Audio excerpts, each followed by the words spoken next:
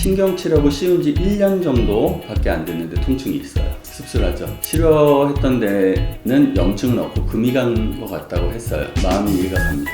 이거 그냥 신경치료하기도 힘든 치아인데 재신경치료할 엄두가 안 났을 가능성이 높죠. 안녕하세요. 포인트원 치과 원장 원기욱입니다. 오늘은 증상도 비슷하고 상황도 비슷하지만 전혀 다른 치료 계획이 나온 환자분의 두 분 케이스를 설명드리려고 합니다. 이렇게 치과의 치료 계획은 환자분들이 생각할 때는 비슷하고 동일한 방법으로 치료를 할 수 있다고 생각하지만 치과에 내원하셔서 여러 가지 검사를 하다 보면 보이지 않았던 문제들도 발견되고, 물론 오시는 분들이 다 자기 치아를 살려드리고 다시 돌려보내는 것이 저의 또한 바람이기도 하지만 그렇지 못하고 발치를 통보를 해드려야 되는 그런 안타까운 환자분들도 많이 있습니다.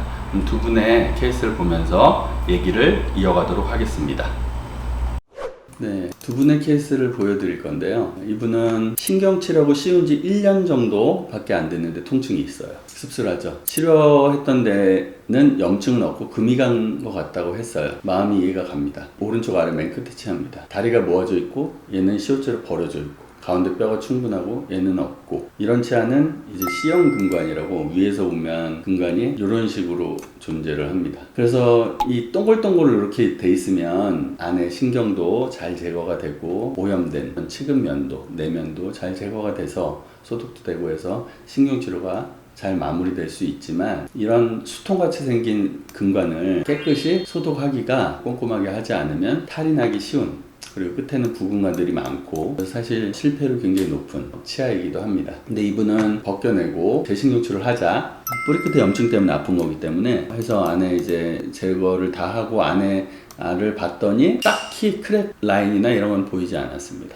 그렇다면 원인은 뿌리 끝에 잔가지들, 신경들, 이 원인이 됐겠죠. 근데 그 치과 의사 제가 이해가 된다라는 얘기는, 이거 그냥 신경치료하기도 힘든 치아인데 재신경치료할 엄두가 안 났을 가능성이 높죠. 그리고 일반 이런 치아도 재신경치료가 하기가 굉장히 어려운데 하물며 이 C형 근관을 재신경치료를 한다는 생각을 하기가 그렇게 만만치가 않습니다. 어찌됐건 이분은 이렇게 치료를 해서 이제 어제 오셔가지고 신경치료를 마무리했고요. 저도 이제 뭐 100% 확신할 수는 없기 때문에 임시 치아 상태로 몇 달을 지켜볼 예정입니다. 그래서 씹을 때 통증이 없어지고, 그렇다면 내가 멸균을 잘하고 잘 치유되고 있구나 라는 반증이기 때문에 몇 달 후에 본을 떠서 씌울 예정입니다.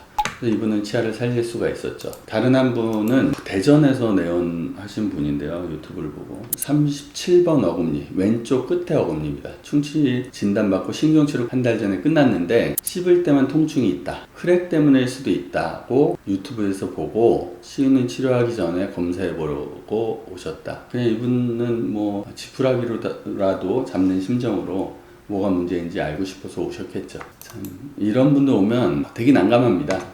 제가 공신력이 있는 치과병원도 아니고, 그래서 이렇게 사진에 찍었더니 아까 그 다리 벌어져 있고 다리 모여져 있고 똑같죠? 근데 이 치아가 이제 아프다는 거예요. 딱 보아하니 뿌리 끝에 염증이 있는 듯하고 없는 듯하기도 하고. 그래서 항상 검사해야 될 거는 이 통증의 원인이 치아에서 오는 건지 아니면 잇몸에서 오는 건지 여러 가지를 구분을 해야 되기 때문에, 항상 처음 신경치료를 할 때도 그렇지만 건강한 잇몸인지 잇몸을 검사를 해서 그래야 치료를 하고 씌워도 오래 쓸 거 아니에요.